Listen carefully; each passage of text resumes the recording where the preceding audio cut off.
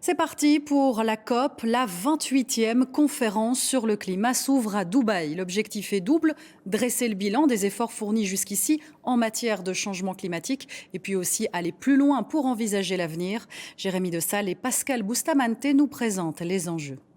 La COP28 se lance officiellement à Dubaï pour 15 jours de négociations sur la sortie des énergies fossiles et le financement de la transition énergétique des pays en voie de développement. Les travaux de la COP28 ont été ouverts, comme de coutume, par le président de la COP27 qui a rendu hommage à deux collaborateurs disparus. Please stand for a moment of silence in memory of Pete and Samuel Haq, as well as all civilians who have perished during the current conflict in Gaza. Après cette minute de silence, c'est au nouveau président à prendre la parole.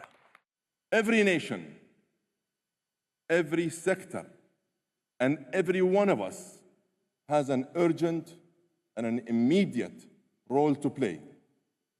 For my part, I pledge that I will run an inclusive and transparent process.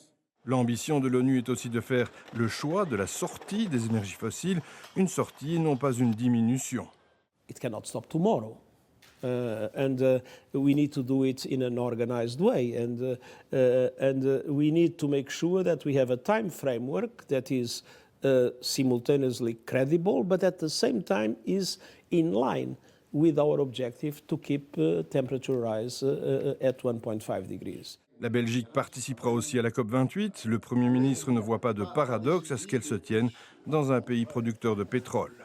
Des pays comme les Émirats, ils sont un partenaire là-dedans, parce que c'est un des pays qui utilise les bénéfices du pétrole pour l'investir dans le renouvelable. Les investissements qu'eux ils font dans le renouvelable sont à une échelle dont parfois en Europe on peut que rêver. 2 semaines de négociations à la fin de l'année 2023, une année qui a enregistré des records de température. En France, selon Météo France, c'est la 2e année la plus chaude depuis 1900.